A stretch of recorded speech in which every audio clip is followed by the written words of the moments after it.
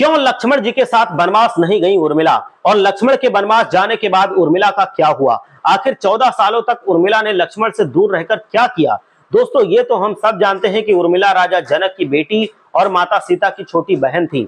सीता के विवाह के समय ही दशरथ और सुमित्रा के पुत्र लक्ष्मण से उनका विवाह कर दिया गया था, जो स्वयं शेषनाग के अवतार थे। कहा जाता है कि श्री राम और माता सीता के साथ लक्ष्मण भी वनवास को जाने लगे तो उर्मिला ने भी उनके साथ जाने का प्रस्ताव रखा, लेकिन लक्ष्मण ने उन्हें यह कहकर मना कर दिया कि अयोध्या के राज्य को और माताओं को उनकी जरूरत है। उर्मिला के लिए बहुत कठिन समय था, ऐसे में जबकि वो नववधु थी और उनके दाम्पत्य जीवन की अभी अच्छे से शुरुआत भी नहीं हुई थी। ऐसे में पति से अलग हो जाना वज्र के आघात के समान होता है। लक्ष्मण को वनवास जाने के बाद उर्मिला के पिता अयोध्या आए और उर्मिला को मायके चलने का अनुरोध करने लगे, ताकि मां और सखियों के साथ रहकर उर्मिला का पति वियोग का दुख कुछ कम हो सके। लेकिन उर्मिला ने अपने मायके मिथिला जाने से इनकार करते हुए कहा कि यही मेरा घर है, पति परिजनों के साथ रहना और दुख में उनका साथ छोड़ना ये मेरा धर्म नहीं है। दोस्तों, ये उर्मिला का अखंड पतिव्रत धर्म था। एक कथा के अनुसार जब लक्ष्मण जा रहे थे तब इन विकट क्षणों में उर्मिला आंसू भी ना बहा सकी, क्योंकि लक्ष्मण जी ने उनसे एक और वचन लिया था कि वो कभी आंसू नहीं बहाएंगी, क्योंकि अगर वो अपने दुख में डूबी रहेंगी तो घर वालों का ख्याल भला कौन रखेगा। तो चलिए, अब आप ये समझ गए होंगे कि उर्मिला कितनी पतिव्रता स्त्री थी। अपने सवाल पर लौटते हैं कि आखिर लक्ष्मण जी के वनवास पर जाने के बाद उर्मिला ने 14 सालों तक आखिर क्या क्या किया। इस संबंध में मान्यताओं पर एक बहुत प्रचलित कथा है। हालांकि इस कथा का वर्णन रामचरितमानस या वाल्मीकि रामायण आदि में नहीं मिलता है, क्योंकि इन ग्रंथों में उर्मिला को बहुत ज्यादा महत्व नहीं दिया गया था। तो कथा यह है कि रावण के पुत्र मेघनाथ को यह वरदान था कि उसे वही व्यक्ति मार सकता है जो 14 वर्षों तक सोया ना हो। तो लक्ष्मण ही इस धरती पर एकमात्र ऐसे पुरुष थे जो 14 वर्षों तक सोए नहीं थे।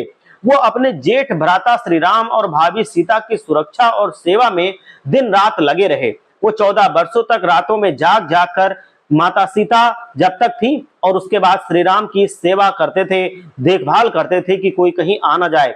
कहानी उनके बदले उर्मिला ने 14 साल सोकर बिताए। दरअसल लक्ष्मण ने निद्रा देवी से प्रार्थना की थी कि वो 14 वर्ष के लिए उन्हें परेशान नहीं करेगी। उसके बदले निद्रा देवी ने उनसे आगे शर्त रखी थी कि इन 14 वर्षों की नींद लक्ष्मण के किसी प्रियजन को लेनी होगी, तभी वो इस कंडीशन को भर सकती हैं। तब उनके बदले उर्मिला को ये जिम्मेदारी मिली और उर्मिला 14 वर्षों तक सोती रही। एक दूसरी कथा के अनुसार लक्ष्मण की विजय का मुख्य कारण उर्मिला का पतिव्रता धर्म था। इसी कहानी के अनुसार मेघनाथ के वध के उसका शव श्री राम जी के युद्ध शिविर में रखा हुआ था। उस शव को मेघनाथ की पत्नी सुलोचना लेने आई।